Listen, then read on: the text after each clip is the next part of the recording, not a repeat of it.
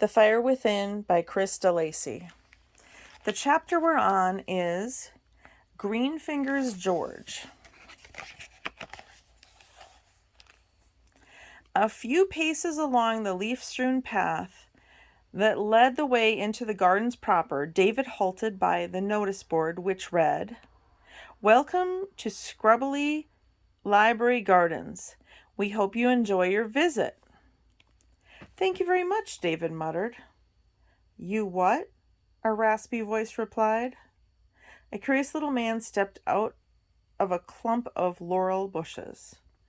"Oh, sorry," David called out, turning red. "I didn't realize anyone was here." The little man wiped his nose on his sleeve, partly hidden as he was in the shadow of the trees. He didn't look much bigger than a garden gnome. He was wearing a tattered black padded jacket and a gray canvas hat, with a brim that flopped down like a fraying lampshade. One knee was poking out through his earth-stained pants. On his feet were a pair of work boots that were so big an elephant might have slopped around in them. David made a stab at a proper conversation. "You're not the library gardener by any chance, are you?" "And what if I was?" "You might be able to help me. I'm doing sort of nature study." The little figure snorted and shuffled around. He went back into the bushes and emerged a moment later with a two-wheeled cart. He bumped it onto the paved path. "People call me Greenfingers George." "Pleased to meet you," said David, holding out his hand. "But to you, it's Mr. Dingwell." George ignored the handshake, preferring instead to stretch out his backside through a hole in his pants. "Well, what is it you want?" Before David could say, the clock in the library tower bonged 3 times. David frowned and looked at his watch. It was 11 exactly. "Clock's wrong," he muttered. "No, it ain't," said George. "Everyone in Scrubbly knows exactly what time it is at 3 bongs. Oh, the library clock. 11. 1 hour before my lunch. I've got half a dozen shrubs to plant by then, so if you want my help, you'd better make it quick." "Squirrels," said David. "Where can I see some?" "Squirrels?" George trumpeted. "What do you want with them? Pesky little varmints. Bane of my life. Bite the buds of my saplings, dig up my bulbs, plant their stinking nuts in my lawns.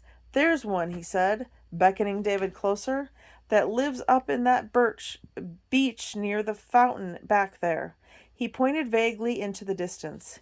"Mean little villain, that one. Plays tricks on me for fun, I reckon. You can't miss him. He's got a look." "A look?" repeated David. "A great big smile." David cast a doubtful glance toward the fountain. "Oh, yeah," said George, sucking mud off his finger. "Little pest was in my potting shed last week.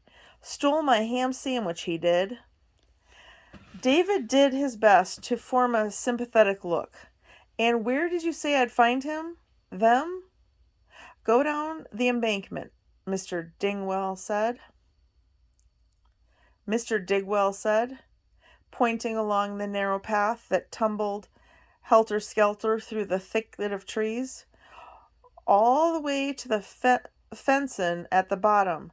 Take the left-hand path around the front of the bandstand and keep going over the duck pond bridge. Go through the clearing where the big oak stands, and the beeches are right up from there." David gave a cordial nod and crunched off down the path. He'd gone less than 5 paces when he turned and said, "Mr. Digwell, can I ask you something else?" The gardener sighed and leaned on a pitchfork. "How might a squirrel lose an eye?" George muttered something under his breath. He lifted his fork and forced it ominously into the ground. Could be any number of reasons. Accident, disease. Likeliest cause is something attacked it. A cat? Yeah, maybe. Tomcat'd most likely kill it, though. They don't take many prisoners, cats. David nodded. Maybe Bonington wasn't as dippy as he looked.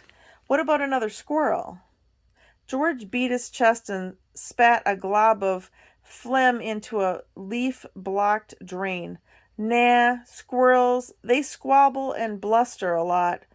Pull out fur, bite toes, perhaps. But an eye? No, that's something bigger. Fox, dog, man, maybe.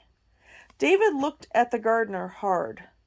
George threw his pitchfork into the bottom of the cart. Tree rats ain't a protected species. If they're a nuisance, boy, people remove 'em. He drew a sharp line across his neck. What sort of people? David asked. People who don't like pests, George said. Now, if you have no more questions, I've got my plantin' to do. And pushing his two-wheeled cart ahead of him, he strode off down the winding path until he was no bigger than another dead leaf tumbling out of the autumn sky.